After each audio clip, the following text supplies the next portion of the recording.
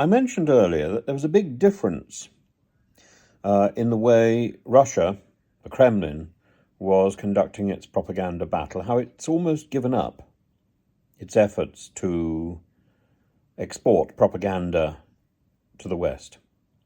Its propaganda machine is almost totally focused on propaganda across its own country, its domestic propaganda, and it is aggressive. If we in the West, if those of us who support Ukraine's efforts to defend itself and to win in this battle against Mr. Putin, if we are to have any success at all, then we need to harness our own efforts to counter the extraordinary propaganda being put out across Russia. Because Mr. Putin is using every penny that he's got, every ruble that he's got, to reinforce the idea that business is as usual, that nothing has changed, that sanctions are not biting, and that the war in Ukraine is simply a special military operation in response to a threat by NATO and by Western mercenaries. Of course, it's incompletely true. Now, it is true that there's been propaganda on both sides. It's certainly true. And it's possibly true that in Bakhmut, for example, where Ukraine claims that for every single Ukrainian casualty, there are 7 Russian casualties. British observers claim that figure is closer to 5. Maybe the real figure is even smaller than that. So far, propaganda. The problem is it's very difficult to find sources which are not from Ukraine. Russian sources have all but dried up. And there are Westerners in Bakhmut who can confirm some of the claims which are being made, but not all.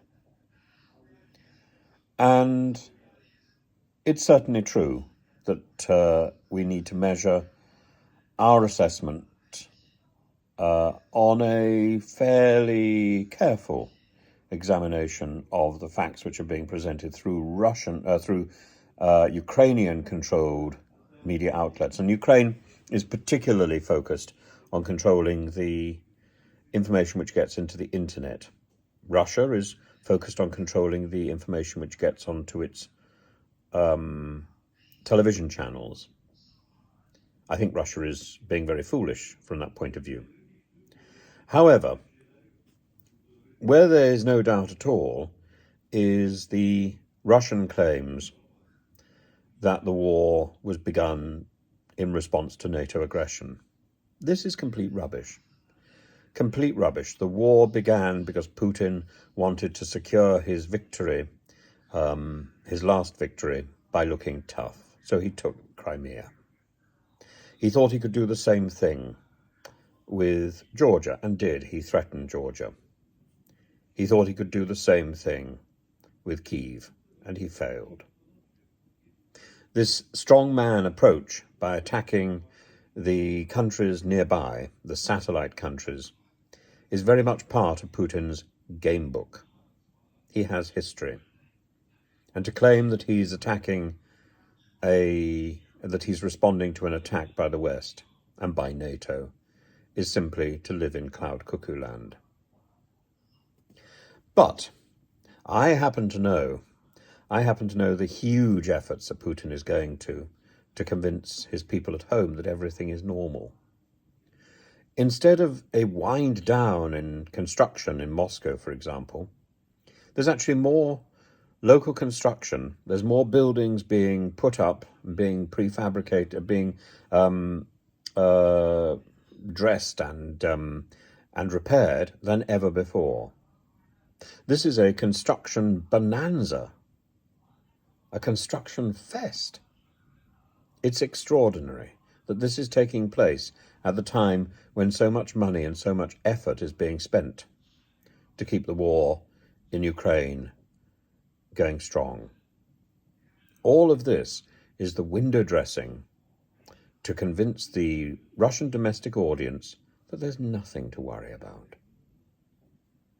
I think there's significantly less to worry about, incidentally, today than there was last week.